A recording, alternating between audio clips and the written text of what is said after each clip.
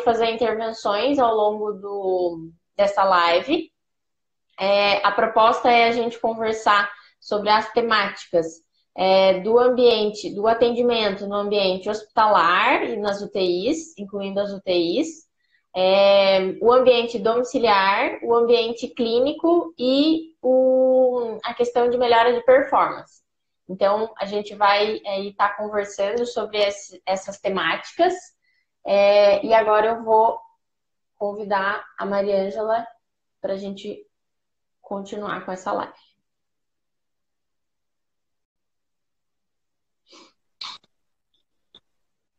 Aê! Oi, gente, boa noite. Agora sim, tá dando certo? Tudo certo. Eu acho que eles só confirmam, mas a partir do momento em que tu tá aparecendo, acho que eles já devem estar te ouvindo também. Então, oficialmente, vamos começar a nossa live. Tá. Mariângela, seja bem-vinda. Para Obrigada. quem está chegando agora, a Mariângela é a idealizadora do método Reequilíbrio Tóraco-Abdominal. E hoje a gente vai estar falando sobre a abrangência da fisioterapia respiratória. Então, quem for chegando aí, quiser comentar, deixar suas observações, perguntas, pode ir mandando que a gente vai conversando. O pessoal já deu ok aqui, Mari, que eles estão te ouvindo. Então, te dou a palavra. Ótimo. Então, gente, primeiro quero dizer que é a minha primeira live. Eu nunca fiz uma live na vida. Obrigada pelo convite, Júlia. É muito interessante a gente poder conversar assim com tanta gente. Eu estou vendo todo mundo que está entrando aqui. Um beijo para vocês. Grandes fisioterapeutas, alunos, pessoas interessadas em fazer uma fisioterapia respiratória melhor. Eu tenho certeza que é isso que a gente está trabalhando e lutando para acontecer. Então, a sugestão desse tema, né, a abrangência da fisioterapia respiratória, na verdade, eu e a Júlia vamos falar sobre a abrangência da fisioterapia respiratória global, sobre a abrangência do método RTA, que só foi possível, está sendo possível graças a tantos fisioterapeutas que estão entrando aqui, estão mudando completamente a assistência na fisioterapia respiratória. A gente vai falar um pouco dividido em blocos, como a Júlia disse, e primeiramente a Júlia me colocou que o público dela tinha muitas pessoas leigas, né? Pais de crianças, pacientes, e aí seria muito interessante que essas pessoas se manifestassem também e colocassem as suas dúvidas, né? Os seus interesses. E também acho que vai ficar bom a gente comentar alguns casos, para dar alguns exemplos de como a fisioterapia respiratória global, ela nem mereceria esse termo com essa dicotomia que existe fisioterapia respiratória e fisioterapia motora. Porque aqui a gente vai falar de funcionalidade do indivíduo, né? Que a gente trata a respiração para que ele realize os desejos dele ou as necessidades. Então, é esse ponto que a gente vai, esse ponto tão importante, tão grande que a gente vai tocar aqui e que é difícil compreender até para nós profissionais. E seria muito bom que as pessoas que não são profissionais colocassem suas dúvidas aqui, seus interesses, até que a gente comece realmente a falar. Fala um pouquinho, Júlia. Então, assim, a gente já teve alguns comentários aqui, né? Então, o pessoal já foi escrevendo. Pelo que eu vi, tem bastante fisioterapeuta que entrou agora. E daí, um dos fisioterapeutas já puxou uma temática que a gente pode responder ao longo da live, que seria como melhorar a performance em clínica de um paciente que tem hipotonia de músculos abdominais, não consigo evoluir com ele. Então, acredito que seja um profissional que já tenha feito a formação, mas se ele quiser se manifestar ali, para ficar um pouco mais fácil também da gente direcionar. Mas o que eu acho bem importante, isso que a Mariângela deu abertura, é que a gente está num ambiente em que tem essa liberdade para a gente poder falar tanto com os profissionais, quanto com os estudantes de fisioterapia, quanto com as famílias mesmo. Então, o objetivo é a gente ir difundindo esse conhecimento e aproximando esse conhecimento de cada vez mais pessoas. Então, eu acho que a gente pode começar a entrar no assunto, Mariângela, porque daí, conforme o pessoal for entrando e for tendo dúvida, eles vão interagindo, e a gente vai respondendo conforme eles forem demandando, pode ser? Claro. Então, no momento que a gente decidiu fazer essa live com esse tema, né? Se eu pensar na minha carreira inteira, que me formei há quase 40 anos, o que era a fisioterapia respiratória e a abrangência que ela tinha em termos de realidade, ela era muito pequena, né? E ainda hoje, diante da necessidade, apesar de uma evolução imensa, diante da necessidade da população brasileira, a fisioterapia respiratória ainda é pouco abrangente, né?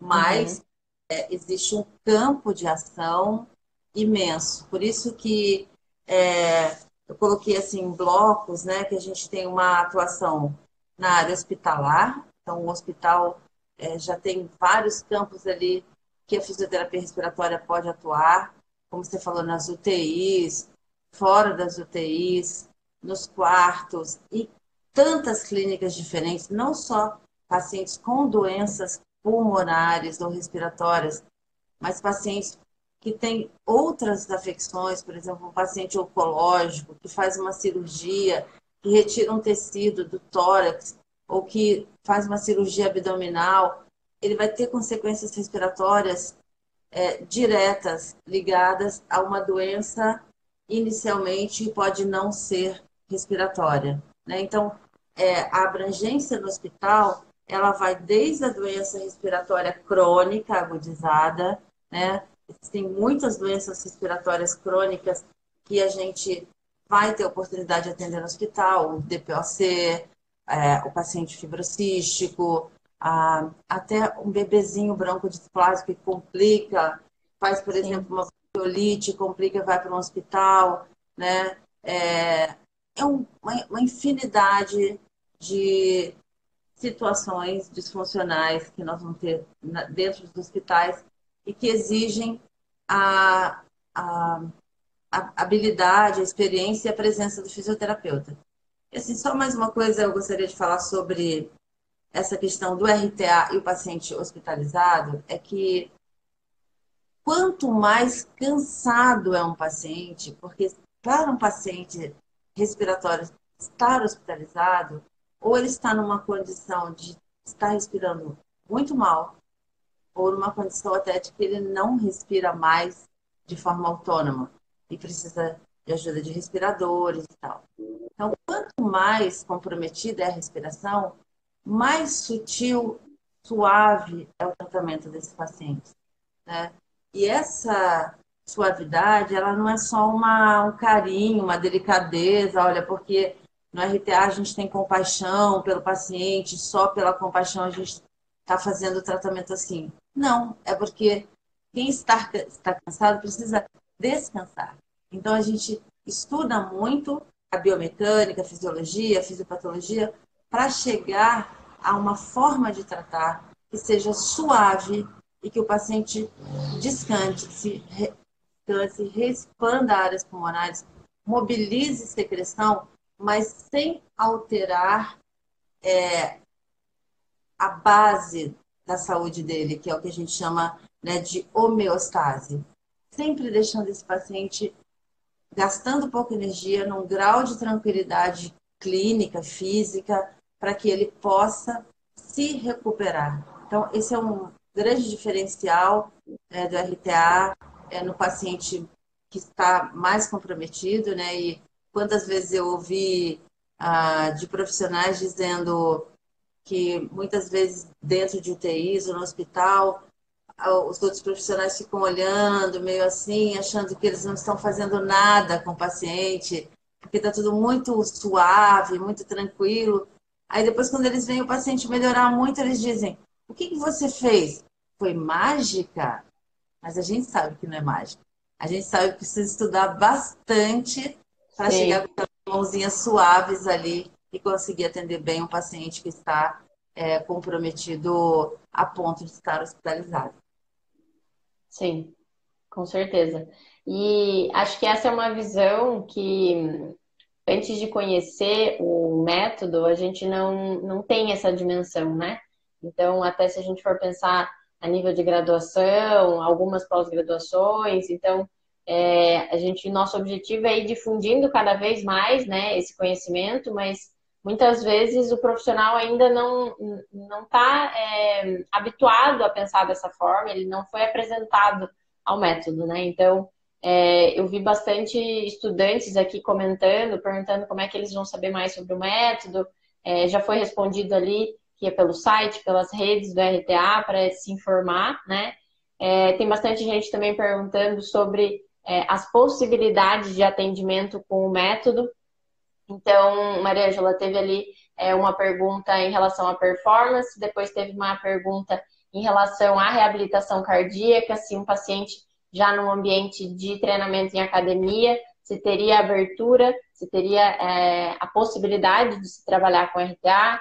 Então, acho que essa participação é bem importante para a gente poder ir mostrando a abrangência mesmo, né? Não só a abrangência da complexidade dos pacientes, mas também em ambientes diferentes que a gente consegue estar trabalhando, né?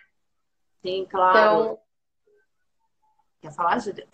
não, e teve mais um comentário aqui que é uma mão suave para readaptar no contexto da UTI. Acho que ele quis dizer que realmente precisa ter essa suavidade, que hoje a gente está vendo a mudança que tem quando a gente tem essa abordagem da fisioterapia respiratória gentil nesses pacientes tão graves, muitas vezes, que a gente, há um tempo atrás, não via saída, não sabia como trabalhar com esses pacientes, o que trabalhar, e hoje a gente tem, então, um método que contempla esses pacientes de uma forma bem global, né? Então, isso é bem importante. E assim, na verdade, até a gente pode falar sobre isso um outro dia, né? Que o RTA já existe há muito tempo, né? Se a gente pensar que a fisioterapia no Brasil existe há 50 anos, né? E o RTA já existe há 30 e poucos anos, então ele já está bem velhinho. Mas o que faz com que ele apareça muito atualmente são vocês. Vocês que estão tratando. Quanto mais gente tratando, mais adesão vai tendo a essa forma de olhar e tratar o paciente, porque também outros profissionais estão vendo isso. Médicos, Sim, enfermeiros, terapeutas ocupacionais, fonoaudiólogos.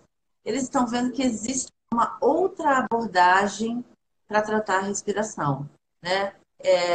Eu lembro que há muitos anos atrás eu escrevi um texto falando que o título era Fisioterapia respiratória pediátrica, muito além da remoção de secreções, ou seja, a secreção é importante, a remoção de secreções, mas a gente está preocupado com muitas outras coisas. Então, esse paciente que sai do hospital hoje, um fisioterapeuta que tem formação em RTA, sabe que ele vai sair com sequelas. Ele vai sair menos doente, mas ele vai ter sequelas, porque a disfunção respiratória ela gera sequelas biomecânicas que não estarão curadas quando a pessoa sai do hospital.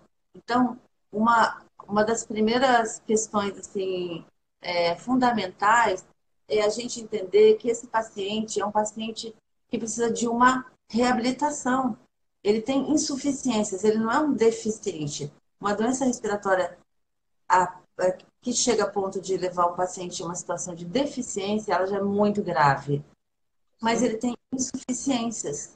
E a gente daí precisa falar um pouquinho sobre como a respiração é o alimento para o movimento e como o movimento é a, a bomba que alimenta essa máquina de respirar que nós temos, que está no tórax e no abdômen, né? Então, a gente tem alterações que acontecem no sistema respiratório e não nos pulmões ou nas vias aéreas superiores.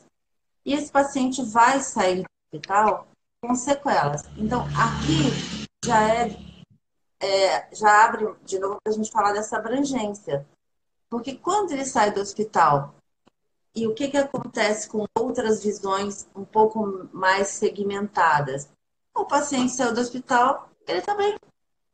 Ele não precisa. Ou se ele agudizar, eu vou lá e trato. Não, na visão da fisioterapia respiratória global, o que a gente quer? A gente quer, nem sempre pode, acompanhar esse paciente até que ele retorne integralmente às funções relacionadas à idade dele. Então, se é uma criança de 3 anos, ela tem que correr, brincar, ela tem que participar do ambiente, ela tem que ir para a escolinha, ela tem que ficar bem com os pais, brincando, dormir bem, comer bem. Aí sim, aí ela está reabilitada do ponto de vista respiratório, né? Então, abre essa quantidade de pacientes que precisam ser tratados. Sim. E se a gente sai do ambiente hospitalar e vai para o ambulatorial e domiciliar, né, algo que tem me chamado muita atenção, é como as crianças estão doentes. As crianças parecem estar bastante doentes por brincarem pouco, se alimentarem mal, terem pouco espaço para desenvolver a criatividade, elas estão com telas, muito precocemente, e aí também parecem receber bastante medicação, a gente tem observado isso ao longo dos anos. Sim. Então, essa criança também que a gente acha que é normal, que tá tudo bem com ela, que você passa por ela que é uma criança bonita na rua, e de repente ela dá aquela tosse assim que você fala, de onde saiu isso, né? Uhum. Essa criança que tem várias infecções respiratórias durante o ano, ela é uma criança que está sendo tratada pela RTA, né? E Sim. tem me chamado também bastante atenção quantas empresas estão sendo criadas, né, para tratar pacientes respiratórios. Ainda Sim. mais focado na criança, né? Mas está abrindo um campo para os fisioterapeutas que antes não existia. E a outra, ou a outra não, uma das é, por exemplo, a neuropediatria, né? A neuropediatria que tem tanta dificuldade respiratória envolvida aí. E Sim. eu vou, só para eu parar um pouquinho de falar e deixar a Júlia falar um pouco, eu queria comentar um caso de uma criança que eu vi numa supervisão que eu fiz em Niterói, no final do ano. Uma criança PC, uma menininha de 11 anos, e ela frequentar essa clínica para fazer as terapias intensivas, tipo Pediasuite, né? E o que me falaram? Que ela geralmente não conseguia fazer as terapias intensivas porque ela ficava muito cansada. Então ela ia para uma semana e ficava bastante cansada. E uma criança cadeirante, com pouco equilíbrio de tronco, e ela tinha já há 9 anos uma gastrostomia. 9 anos. Então, eles me colocaram também que quando ela complicava, a mãe chamava a fisioterapia respiratória convencional, porque ela achava que só fazendo compressões e movimentos bem mais potentes é que a criança respondia, e que a filha dela não tossia. Não tossia. Daí eu disse para os fisioterapeutas, olha, uma grande chave do tratamento dessa menina é essa gastrostomia. Imagina você ter uma gastrostomia há 9 anos, quantas retrações musculares, quanto volume pulmonar ela já perdeu, a capacidade visual funcional mais baixa ali daquele lado, e uma menina que vive caindo para frente. Então, um padrão extremamente restritivo. E um tempo depois, eu conversei com a físio dela isso um mês depois, ela me falou, você não tem ideia do que aconteceu com essa criança.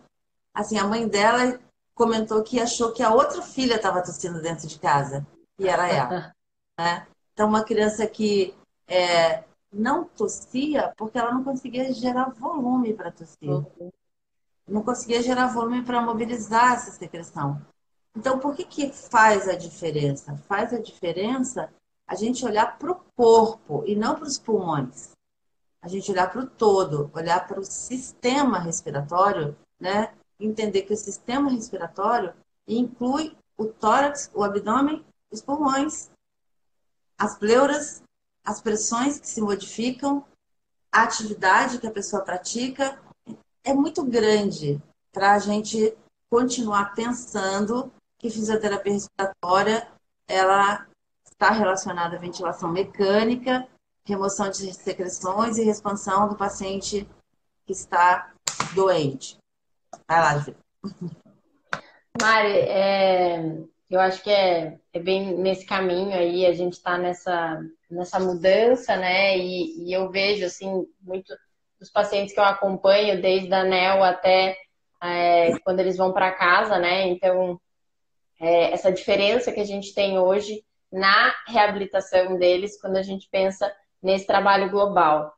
A Monique fez um comentário ali um pouco atrás, dizendo da importância da gente estar falando sobre isso, sobre essa integração sensório-motora, respiratória, de não distinguir, né, de não ter essa separação, e que isso é um movimento que eu acho que o RTA começou trazendo ele, e os fisioterapeutas que foram fazendo as formações foram seguindo nessa linha de trabalho e defendem isso e divulgam isso, né? Eu tive um paciente prematuro de 29 semanas que nasceu ali no hospital e foi uma criança que teve uma sequela de uma disfagia bem grave e uma dificuldade de deglutição bem importante. Assim. Ele, na época, quando eu comecei a atender ele no domicílio, ele ainda não tinha gastro, ele ainda estava com a sonda, esperando a liberação da gastro. E daí ele tinha uma dificuldade bem importante de deglutição, começou a ser trabalhado com a fono, mas a principal preocupação assim, de toda a equipe que atendia ele era em relação ao ganho de peso, porque por mais que ele estivesse fazendo fono e tivesse com a sonda, ele não conseguia ganhar peso. Então ele tinha um esforço respiratório muito importante. Então, quando eu comecei a trabalhar com ele, junto com a fono, a gente, no primeiro mês que a gente atendeu ele em casa, ele devia estar com uns 4 quilos, mais ou menos, e ele engordou 2 quilos no primeiro mês.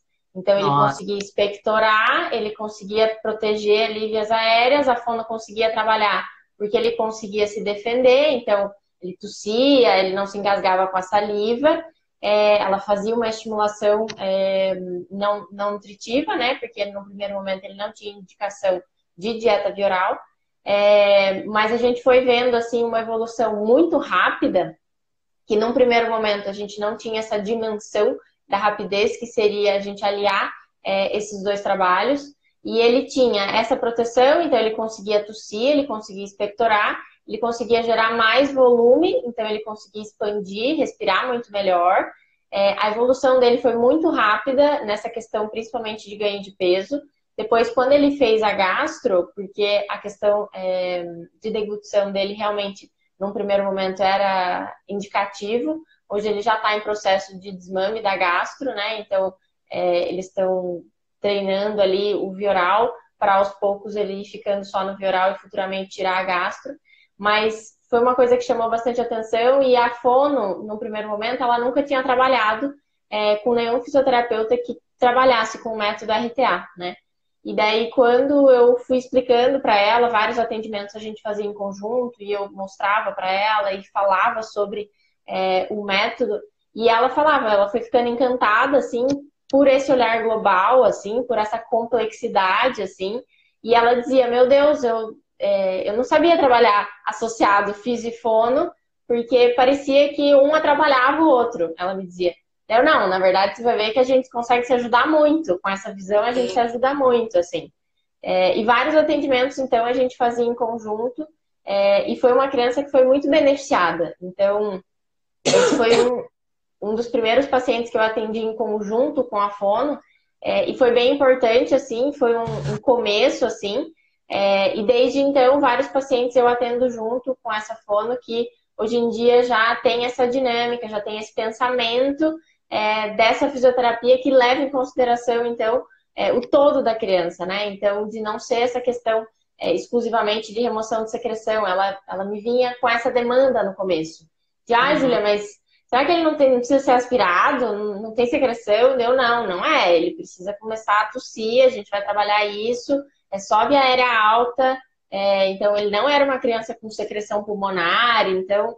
e é bem interessante isso, porque nós, profissionais que fazemos a formação do método, a gente já vê um mundo, um universo muito grande quando a gente faz. E daí, conforme a gente vai entrando em contato com outros profissionais que ainda não conheciam o método, isso ganha uma proporção muito maior, né? Da abrangência que a gente pode oferecer para esses pacientes. Então, eu acho uma coisa bem importante da gente ir citando hoje, assim.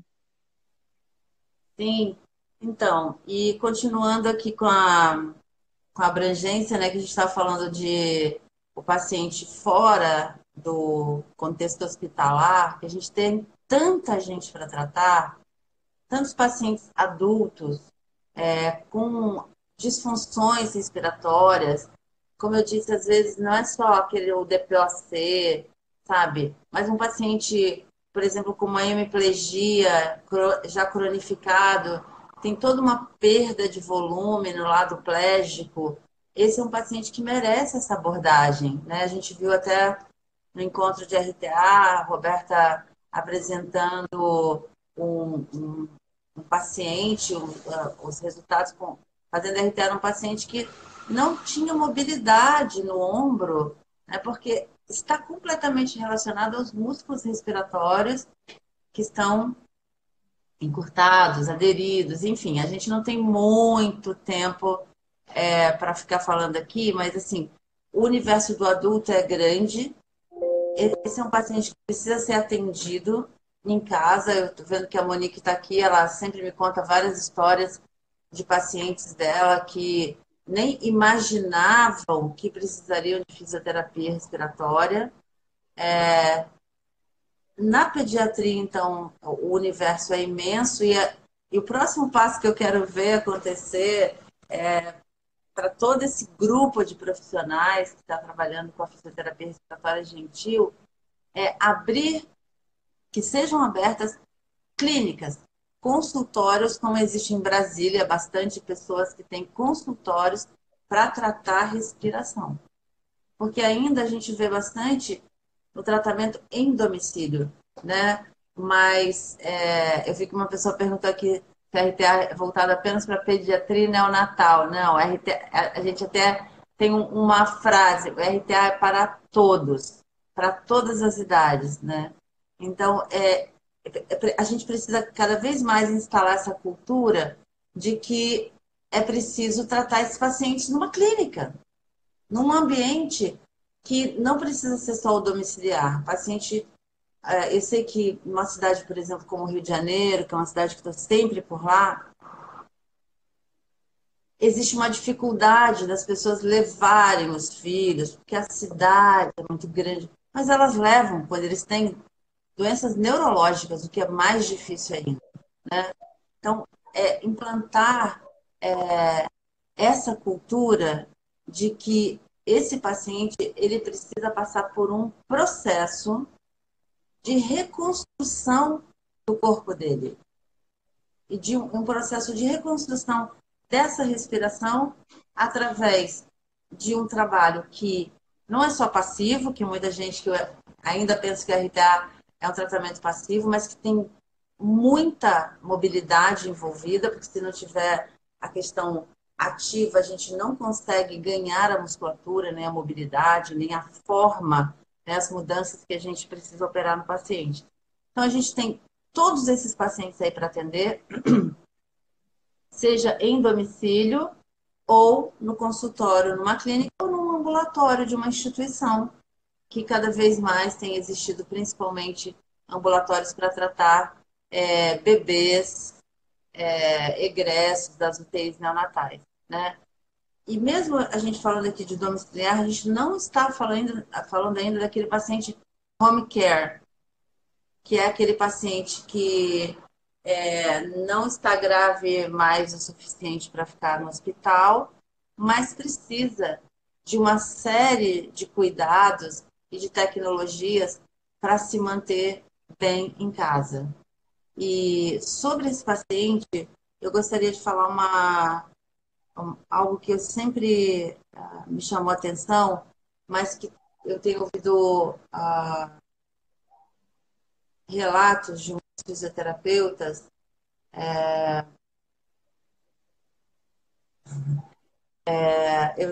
Eu li um comentário aqui e acabei me perdendo. Mas, sabe, ainda existe um olhar para aquele paciente mais grave do home care, como se ele fosse um paciente de manutenção, como se ele não tivesse mais possibilidade de evoluir.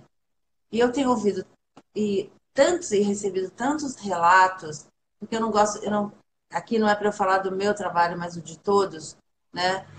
Tantos relatos de pacientes que evoluíram extremamente, extremamente, mesmo estando nessa condição desse cuidado chamado home care, né? Então, só para finalizar, eu gostaria de deixar essa mensagem. Manutenção, não existem indivíduos em manutenção. Não podem existir indivíduos em manutenção, né? Manutenção, a gente se refere ao carro, a um eletrodoméstico, né? Porque a gente não tem a menor ideia do quanto as pessoas podem evoluir em qualquer condição. Porque isso também depende da capacidade do profissional que está tratando essa pessoa. Sim, com certeza. E a gente, eu digo por mim, assim, quando eu fiz o curso, que eu já estava há um tempo já atuando tanto no atendimento domiciliar quanto no atendimento hospitalar. E para mim, quando eu fiz a formação do RTA, foi diria que um alívio, assim, de ver que a gente tinha como, né, de que eu tinha como oferecer um atendimento para esses pacientes, porque eu lembro que eu conversei isso com a Maria Ângela quando eu fui fazer o curso, que a impressão que eu tinha é que eu tinha chegado num ponto em que em alguns pacientes eu não conseguia mais oferecer nada para eles, assim, nada do que eu sabia, do que eu tinha estudado, mesmo eu tentando, eu não tinha mais recursos para oferecer de melhora, de conforto, de um melhor desenvolvimento, de uma facilidade maior para essa criança respirar. E isso incluía desde crianças cirúrgicas que eu atendia, cardíacos, até crianças com paralisia cerebral, que tinham uma dificuldade respiratória muito importante, mas que eram crianças que não eram classificadas crianças com problemas pulmonares. Então, num primeiro momento, eu não tinha esse conhecimento de o que eu posso fazer com essa criança, né?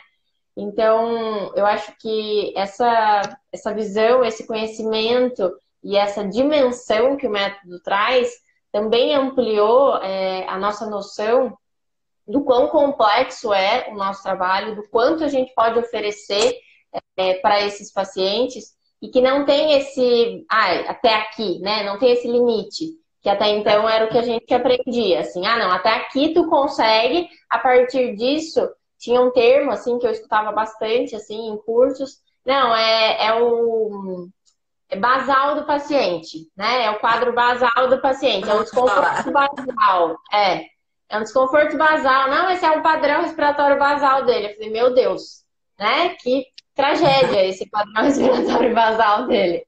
Então, eu acho que esse salto, assim, que o RTA trouxe, para muitos fisioterapeutas, acredito que muitos, como eu, também se viam nessa situação, assim, de não saber para que lado ir, assim.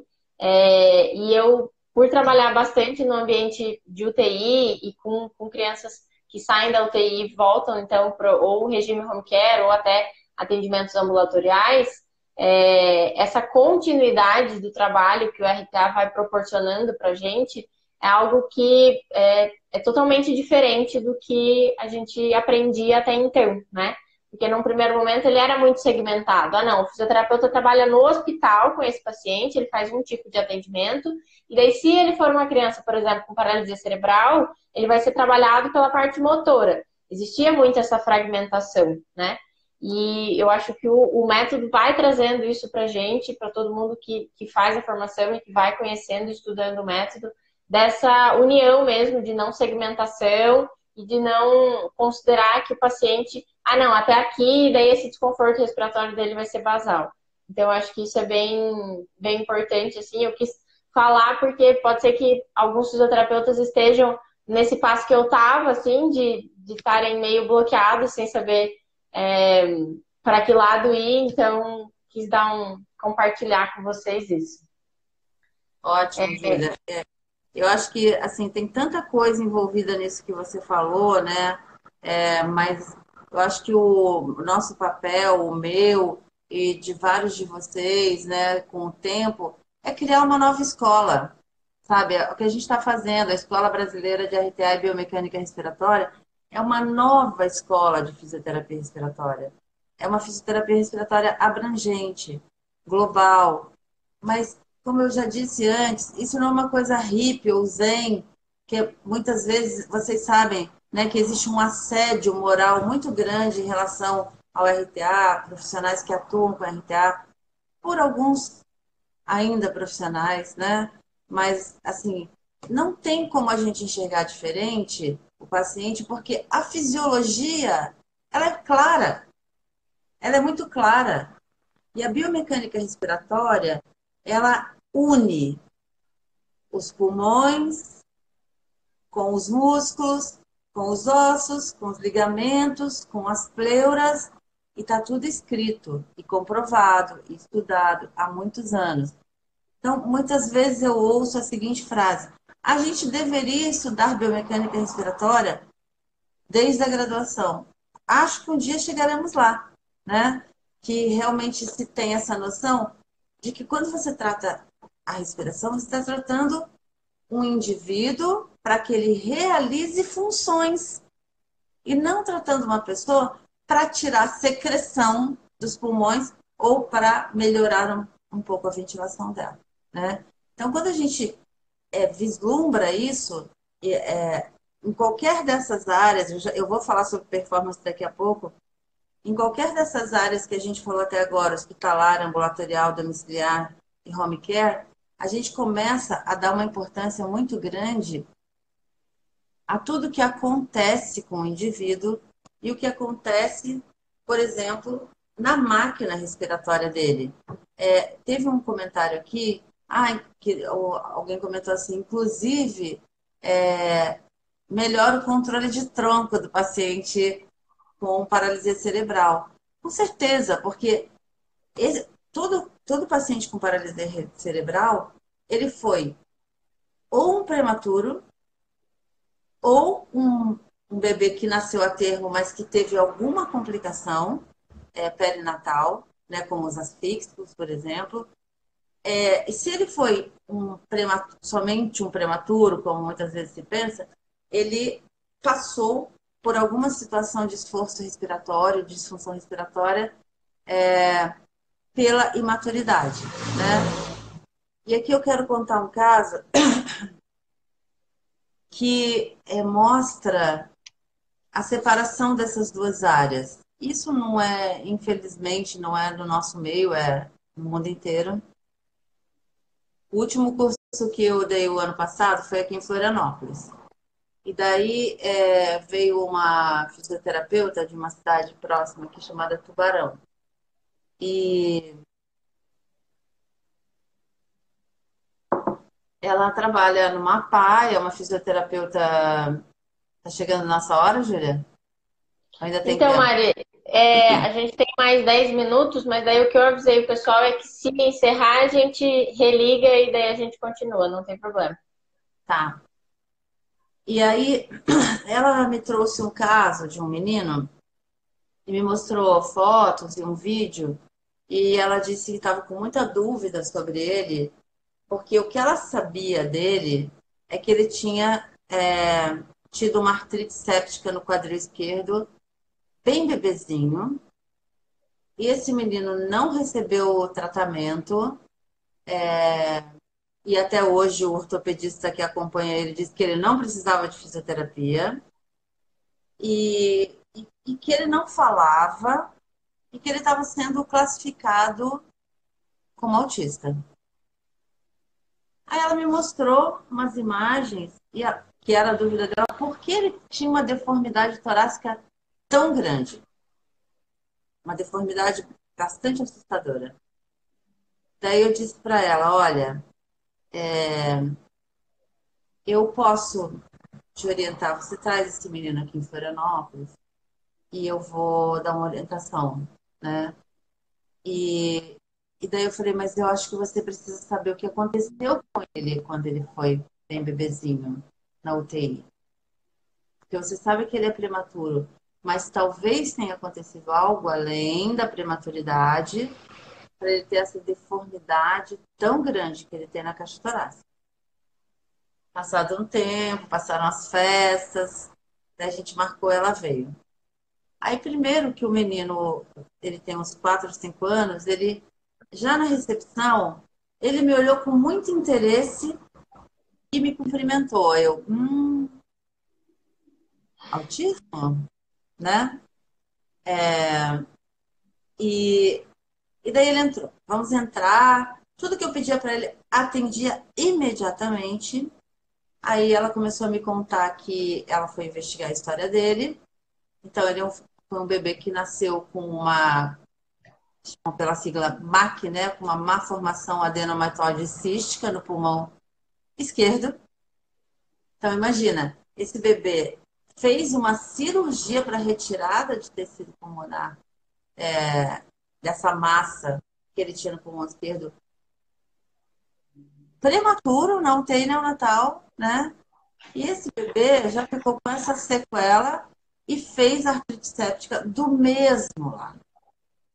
Então, ele não tinha, ele não falava, eu já ouvi vários fisioterapeutas comentando comigo isso, de pacientes que não falavam, e a partir do momento que começaram a fazer RTA, passaram a falar. E daí eu comecei a tratar e orientar, ela faz isso, isso, isso, a relação com o membro inferior.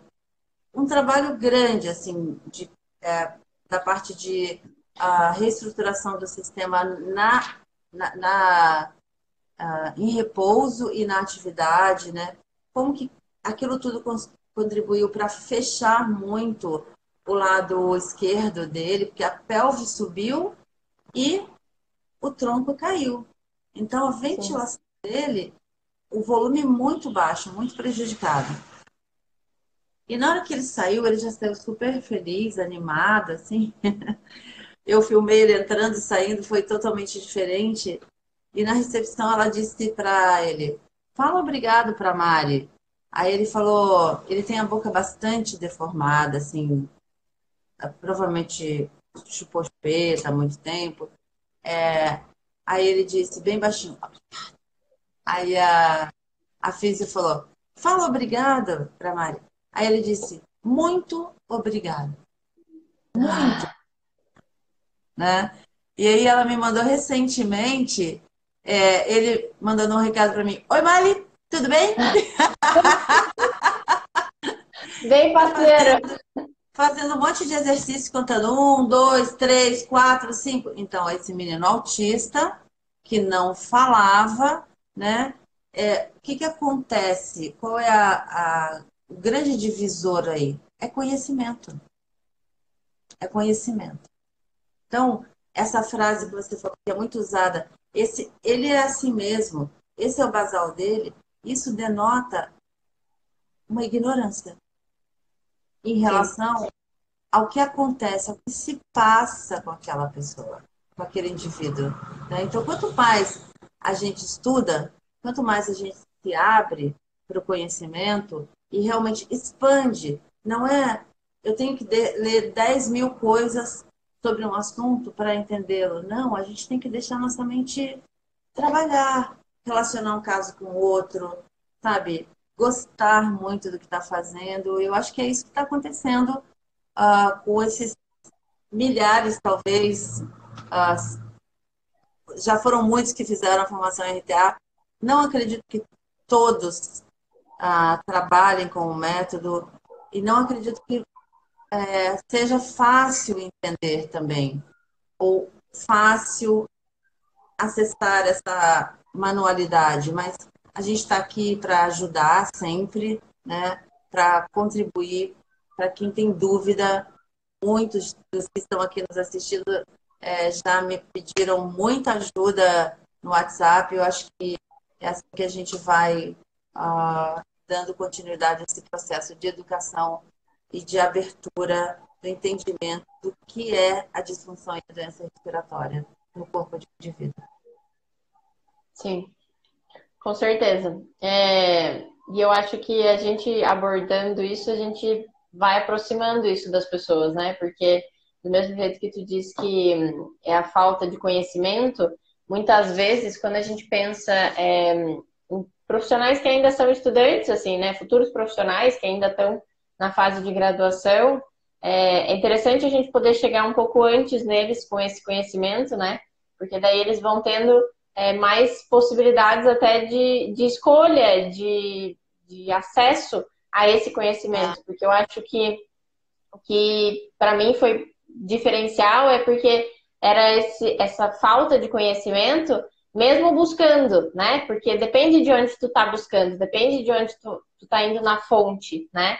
E daí quando a gente está hoje conversando mais sobre isso e abrindo esse assunto para mais pessoas, e acho que os profissionais que fazem a formação do RTA, muitos vão levando isso para frente mesmo, de falando sobre o trabalho e divulgando para as pessoas. E eu acho que assim a gente vai ampliando também o alcance, né, desse conhecimento. A gente vai compartilhando esse conhecimento e ele vai tendo proporções cada vez maiores, né? Eu acho que todo fisioterapeuta que hoje se sente feliz e mais bem remunerado também, trabalhando com essa possibilidade de resolver problemas, né? E eu estou falando isso aqui porque eu ouço muito isso, né? Que a minha vida melhorou muito, hoje eu tenho muito mais trabalho, eu ganho melhor pelo que eu faço. Eu acredito que também existe um segmento a quem eu agradeço muito e todos os profissionais devem agradecer, são especialmente as mães no WhatsApp. As mães difundindo o RTA, né? Olhando para os seus filhos, vendo a melhora deles e contando até para adultos que existe um tratamento que pode realmente trazer uma abordagem mais profunda e mais melhor. Você quer ler alguma coisa aí, Júlia, de algum comentário, alguma pergunta? Então, eu fiz aqui recapitulei aqui algumas perguntas e daí acho que a gente pode abordar algumas. Algumas a gente já foi falando, que era em relação a se ajudava as crianças com paralisia cerebral, os pacientes com doenças neurológicas, a gente já foi falando.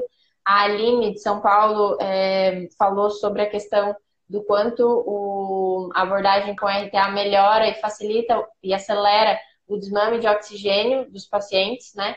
Então, a gente tem essa melhora também na função, né? Hoje em dia, a gente tem muitos pacientes que ficam muito menos tempo no oxigênio, então se a gente fosse pensar historicamente, a quantia de crianças que faziam retinopatia pelo excesso de uso de oxigênio no ambiente de UTI, principalmente, hoje a gente tem um cenário bem diferente de a gente conseguir ir desmamando esses pacientes conforme a gente está atendendo com o método RTA, então eu acho que é uma coisa importante da gente destacar que ela falou. A outra coisa, um físio compartilhou ali que ele fez um preparo, um atendimento de RTA num pré-operatório de um paciente com paralisia cerebral que ia fazer uma cirurgia. Ele não chegou a entrar em qual cirurgia, mas ele falou que o desmame desse paciente foi muito mais rápido, muito mais fácil da ventilação mecânica do que nas outras cirurgias que ele tinha feito. Então, também fala aí desse papel preventivo também, né? Desse espaço, né? E daí, duas perguntas que eu acho que talvez elas entrem no nosso outro bloco, que seria em relação à performance. Uma perguntou, então, num paciente que já está numa reabilitação cardíaca no ambiente de academia, e o outro perguntou em relação a melhora de performance. Então, acho que a gente poderia aproveitar e seguir esse link falando sobre esse bloco. O que você acha, Mariângela? Sim, claro, eu acho que seria ótimo a gente falar um pouco sobre. Pessoal, a gente já vai continuar, tá? A Mariângela ela saiu e daí ela já volta na sequência para a gente poder retomar. Aqui apareceu o convite. Vamos aceitar e adicionar.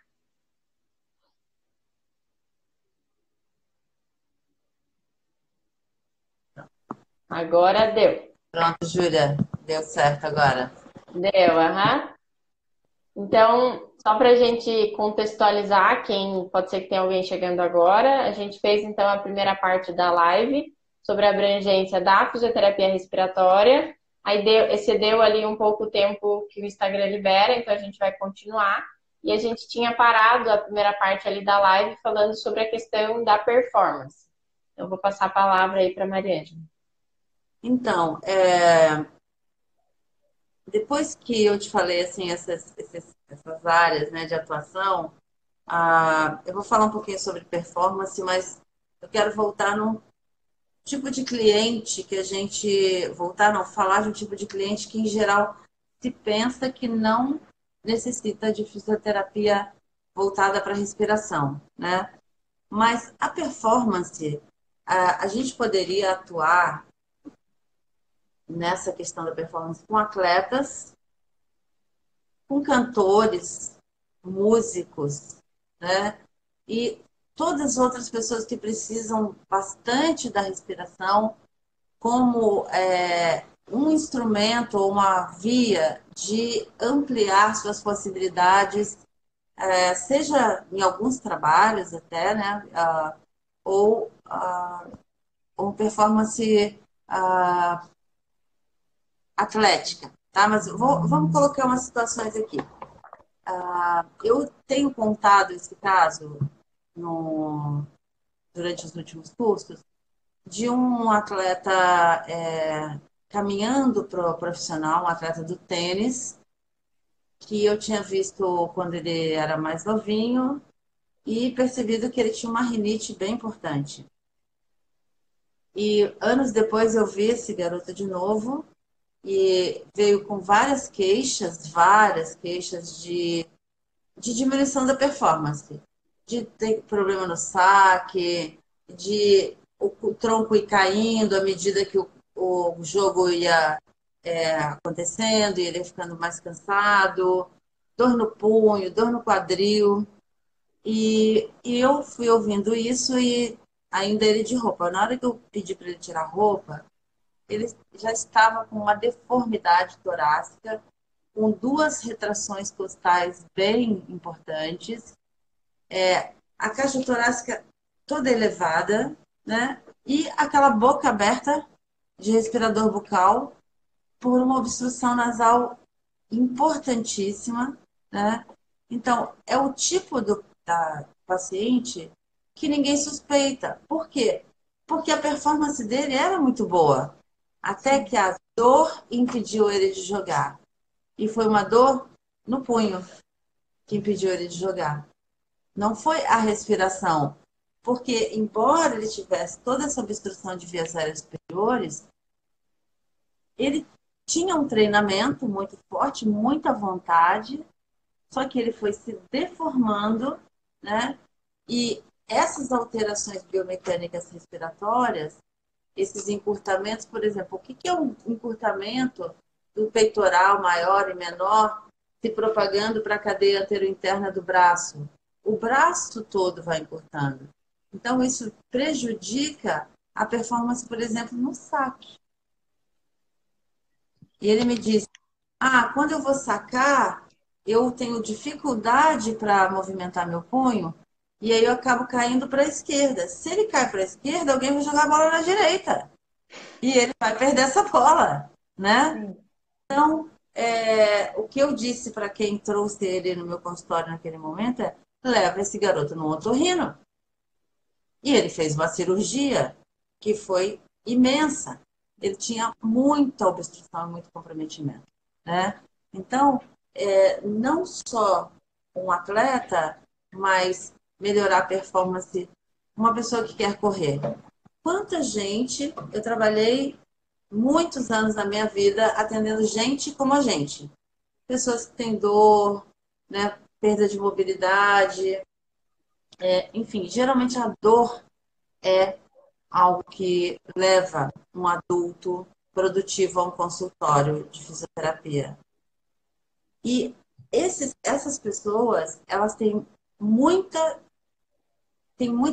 perda progressiva da mobilidade. E da mobilidade de onde? Da coluna, da caixa torácica.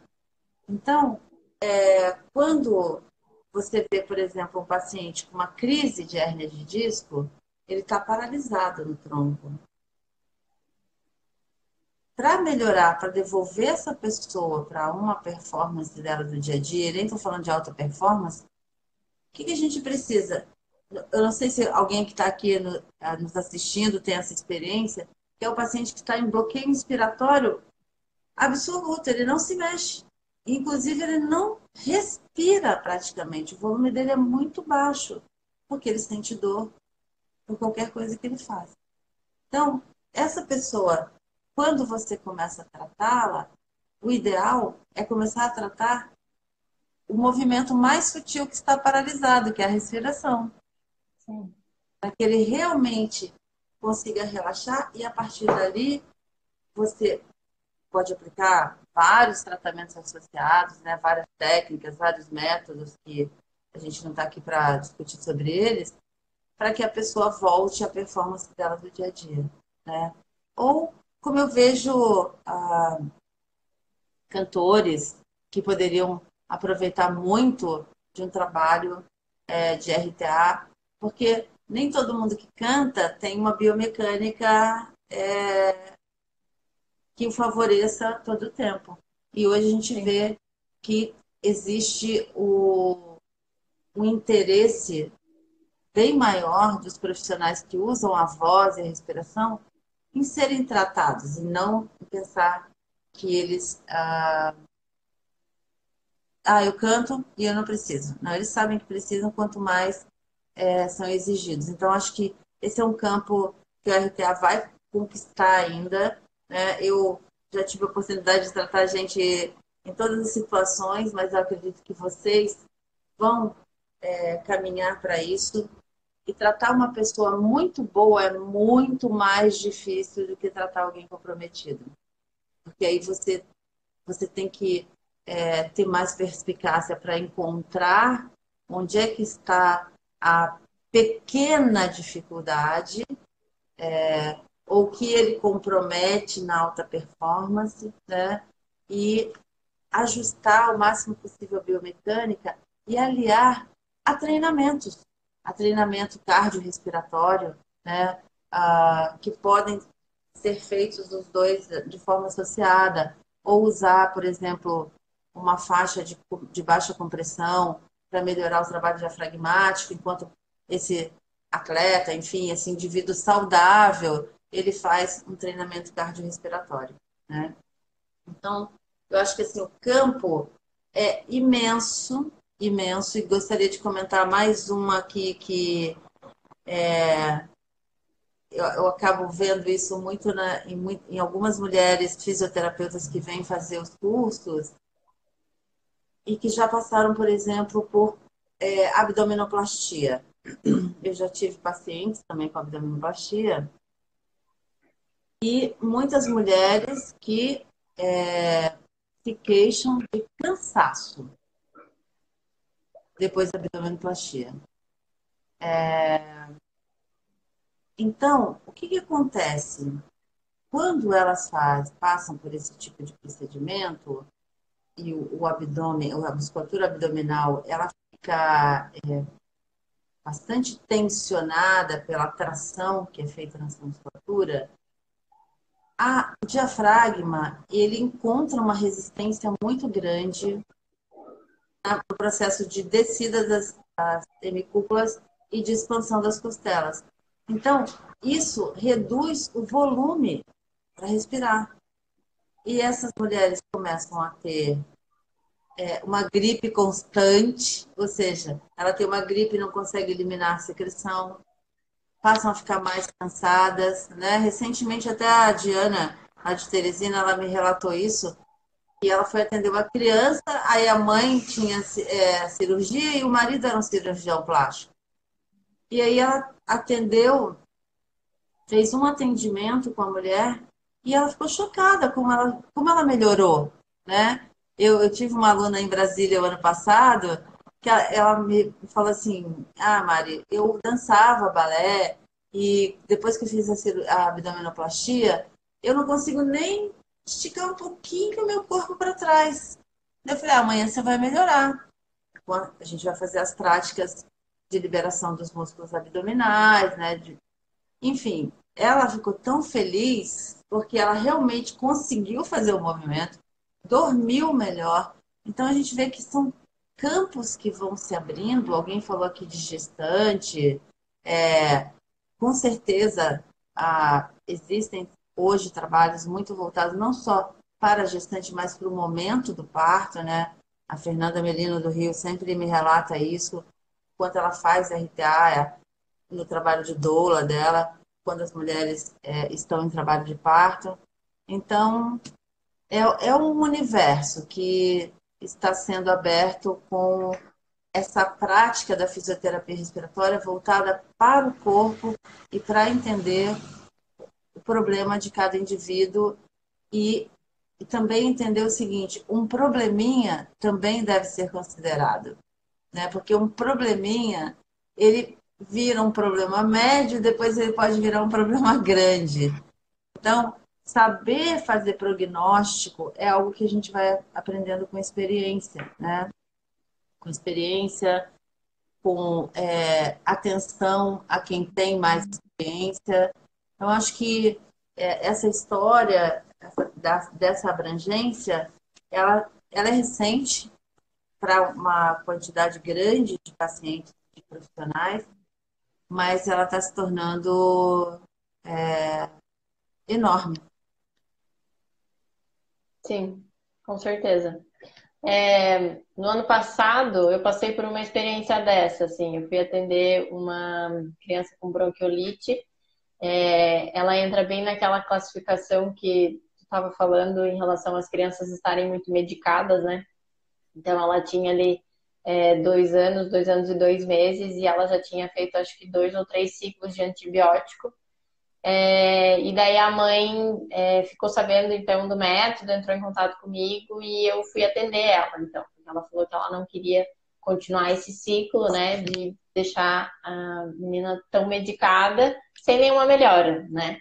E daí eu comecei a atender ela e a menina foi melhorando muito rápido, assim, né? Ela era uma criança praticamente sem sintomas, assim, então ela comecei a atender ela bem no começo, assim, do quadro, bem no inverno, e ela foi ficando muito melhor, então ela estava bem quietinha, moada, não brincava direito. Aí eu comecei a fazer e daí ela foi ficando cada vez mais solta, cada vez com mais fôlego ali, condições para brincar, condições para se alimentar, que ela já não estava comendo direito. E daí a mãe foi vendo e ela me falou assim: Júlia, mas tinha que ter isso para adulto também, porque eu e minha mãe, meu Deus, a gente fica ofegante de levantar da cadeira. E daí a mãe tinha um quadro de asma e a avó também. E a avó já tinha, inclusive, perda de volume pulmonar. A avó já tinha, ela tinha raio-x e ressonância de áreas de atelectasia de mais de 10, 15 anos, assim. Nossa. E daí eu falei pra ela, falei, não, então eu termino de atender aqui e daí eu já faço atendimento contigo, né? Ela, Julia, não, mas eu tô muito exausta, meu Deus, trabalhei o dia inteiro e tal, enfim. Daí atendi ela no dia seguinte, naquele dia ela resolveu não fazer, no dia seguinte eu atendi e Depois disso, eu tinha dado alta para a filha dela e continuei atendendo ela, né? Porque ela falou, não, se a minha filha melhorou, então eu vou conhecer esse método. E daí eu comecei a atender, ela falou que ela estava muito mais disposta, que ela achava que ela era uma pessoa cansada e que esse cansaço era dela. Ela usava essa Aham. expressão assim, não, mas eu sou uma pessoa cansada. Já tentei fazer caminhada, não consigo, não melhoro e tal. Então, o quanto isso a gente vai quebrando, né? Acho que paradigmas mesmo, né? Que era o que as pessoas escutavam, né? Pacientes com doença respiratória escutam muitas verdades absolutas, assim, né? Não, mas é o teu jeito, você é cansado, você não vai conseguir fazer atividade física. E ela me dizia isso, não, eu tô engordando porque eu não consigo caminhar, eu não tenho condição de subir uma escada. E daí eu passei por essa experiência ano passado, daí eu atendi a mãe e atendi a avó da minha paciente e todo mundo no fluxo respirando melhor depois. Então, realmente é uma dinâmica, é um universo assim que a gente vai apresentando para as famílias e que vai quebrando aquela ideia de que tem que respirar mal e que não tem mais o que fazer, que eu vou ficar cansada mesmo, né? Sim. E até eu estou vendo aqui um comentário de alguém dizendo que tem muitos casos que já tratou de crianças que não querem fazer ou têm aversão ao esporte. E após algumas poucas sessões, chegam me contando que estão fazendo capoeira, natação, entre outros. Isso é muito importante, né, para que a gente entenda que não é que a criança ou o adulto eles não queiram fazer, eles não têm a possibilidade de fazer, né? E respirar mal é algo que traz muita insegurança e muito medo. E muitas vezes se impõe isso ao paciente. Não, você vai esperar, vamos lá. E ele está fazendo aquilo no lugar de aquele exercício, aquele movimento, mas super cansado. Então, sempre que uma pessoa ela tenta, uma pessoa que respira com dificuldade, tenta melhorar a performance dela através apenas do exercício, que em geral vai acontecer, ela vai ficar com mais bloqueios para respirar, mais deformidade torácica, né?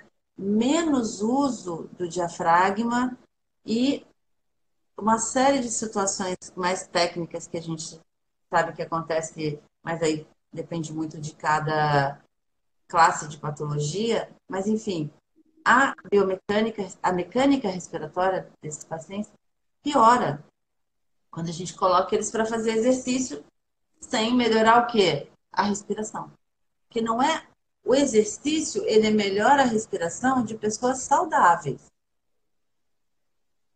Ele não melhora a respiração de pessoas doentes. É importante a gente tratar para chegar ao exercício. E também essa reflexão de que não é um exercício pelo exercício, é algo relacionado ao que a pessoa quer fazer, o que dá prazer para ela, ao desejo dela, né? Então, esses todos são conceitos que vêm quebrando esses paradigmas antigos, né?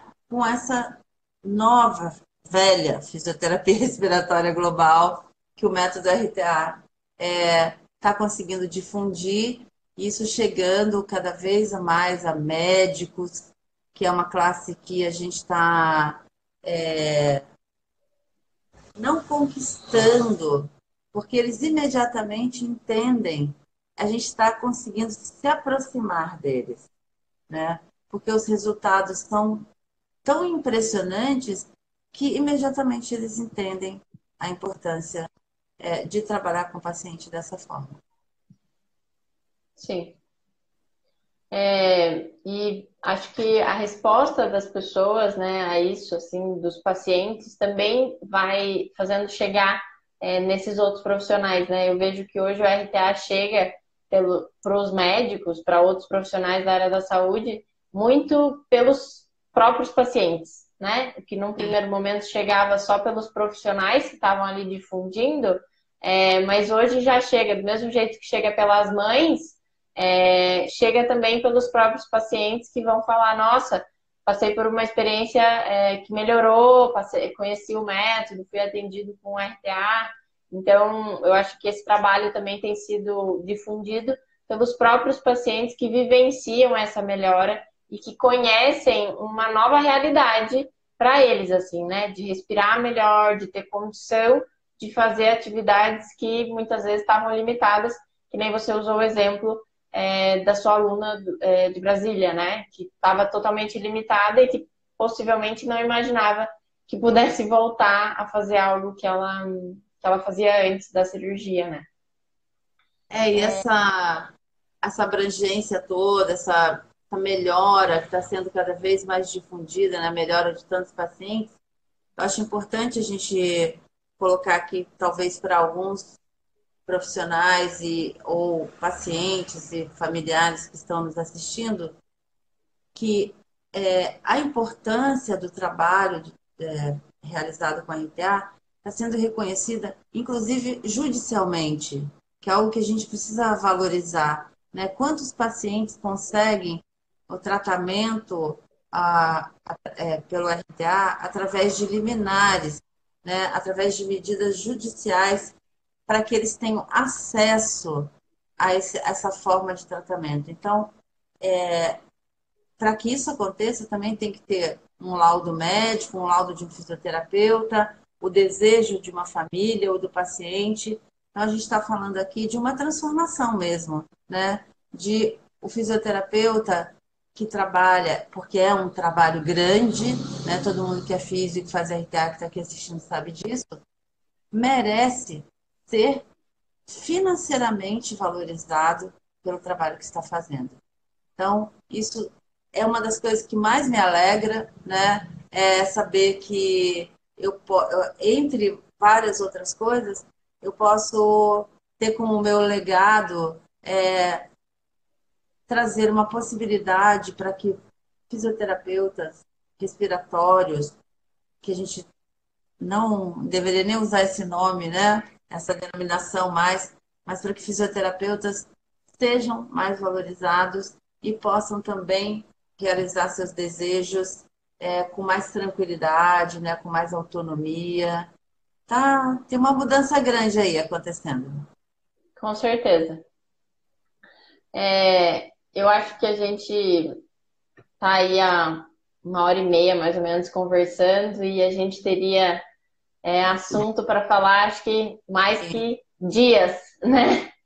Então, eu vou te convidar, Mari, para a gente ir concluindo. Aí, essa live vai ficar disponível, ela vai ficar salva, né, por 24 horas. Depois eu vou baixar e colocar no canal do Júlia Garzinho Fisioterapia. Vou compartilhar também para estar no canal do RTA, para que mais pessoas consigam assistir, né? Então, quem quiser ir fazendo suas considerações também, a gente vai concluindo. Então, deixo aí contigo, Mariângela, para ir direcionando. Olha, teve uma pergunta aqui que fizeram e eu vi passando aqui, claro que eu não vi todas, se fonoaudiólogo pode fazer o curso de RTA. Existe uma restrição do CREFITO em relação a isso, mas inclusive eu gostaria muito que as fonos pudessem fazer RTA para compreender melhor o que acontece com os pacientes delas. E o fato de uma fono fazer RTA não quer dizer que ela vai tomar o lugar de um fisioterapeuta e ela vai fazer RTA em substituição a um fisioterapeuta. Quer dizer, sim, que ela vai ter meios de preparar melhor o paciente dela para utilizar as técnicas que ela precisa com o paciente respirando melhor. Mas a gente com certeza vai conversar sobre isso, né? Porque existe, por exemplo, no Bobat, um fono assiste todas as aulas que um físio assiste, um TO também. Né? E a gente tem tanta teoria relacionada a isso, e não só teoria, mas prática, de ter esse olhar mais unificado entre os profissionais para benefício dos pacientes, né? Então, infelizmente, por uma situação de acolher mesmo algo que vem do CREFITO, o curso de RTA não pode ser aberto para fonos. A gente espera muito que isso mude. E, no mais, queria dizer que foi um prazer, Júlia, participar aqui. Foi bem interessante a nossa conversa e espero que você continue fazendo sucesso aí com o seu canal. Quem sabe até me inspire para falar um pouco mais assim online, que é algo que eu tenho um pouco de timidez, mas foi muito legal. Adorei ver muita gente aqui, né? Reconheci pelos nomes muitos ex-alunos, muitos profissionais que eu admiro, que estão fazendo um trabalho maravilhoso com os pacientes em várias cidades no Brasil que tem realmente transformado a assistência. Mariângela, eu que agradeço aí por você ter aceitado muito desse trabalho que eu comecei a fazer de divulgando nas redes sociais com esse movimento das lives.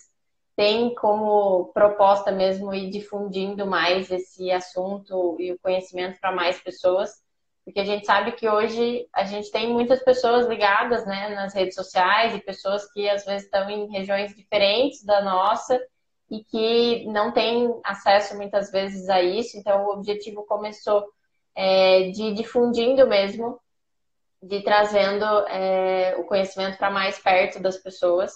Então, eu te agradeço pelo incentivo, te agradeço pela confiança por ter aceitado dividir hoje aí. E acho que a gente pode ter um monte de gente aí dizendo façam mais, façam mais. Eu acho que a gente pode, nada impede da gente fazer futuramente outras, porque eu acho que quanto mais a gente conversa, a gente vai construindo esse caminho e vai fortalecendo cada vez mais, chegando em mais pessoas. Então, essa é a proposta. Eu acho que desde que eu fiz a formação do RTA ali em 2016 e conheci o método, eu já encontrei assim qual que era o caminho para eu continuar trabalhando e vi que era esse o horizonte que eu queria trilhar. E hoje eu sinto como se fosse uma missão de compartilhar isso com mais pessoas, assim, né? Então, mais pessoas que talvez estejam numa situação que eu estava há 4 anos atrás, meio desanimada com a físio, sem saber muito para que caminho ir, assim, mesmo adorando a profissão, eu cheguei num ponto que eu pensava, meu Deus, não sei mais o que eu posso oferecer para esses pacientes. Então, eu acho que também isso serve de incentivo para talvez alguns profissionais que estejam nessa situação. Acho que também pode ser um incentivo para algumas mães ou para alguns pacientes que estejam nessa situação de não saber para que caminho ir, né? A gente tem muitos pacientes que já passaram por diversos profissionais, que já tiveram experiências muitas vezes ruins, assim, de não resolução, né? E de ficarem sempre com essa informação de que, não, é isso mesmo, é o máximo que eu posso fazer por ti.